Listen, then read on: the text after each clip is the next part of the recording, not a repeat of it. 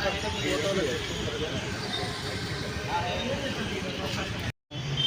Joint collector వారు సమాచారం వచ్చింది. సమాచారం ఇచ్చిన వెంటనే మేము స్పందించి టోల్గేట్ దగ్గర పలానా వెహికల్ వస్తుందని తెలియపరిచారు.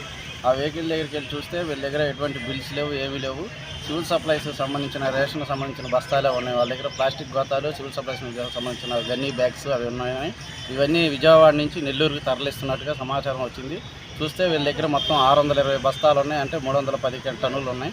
ఆ 300 టన్నులను సీజ్ చేసి క్రిమినల్ కేసు నమోదు చేస్తున్నాము.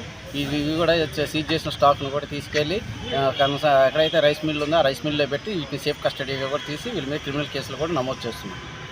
వీళ్ళు గతంలో అనేది పట్టుబడలేదు, ఇప్పుడు ఫస్ట్ టైము వీళ్ళు విజయవాడ నుంచి నెల్లూరుకి తరలిస్తున్నారు. నెల్లూరు తరలిస్తున్న సమాచారాన్ని శ్రీ జాయింట్ కలెక్టర్ వారికి సమాచారం వచ్చింది కాబట్టి ఆ సమాచారం మాకు ఇంటిమేషన్ ఇచ్చారు.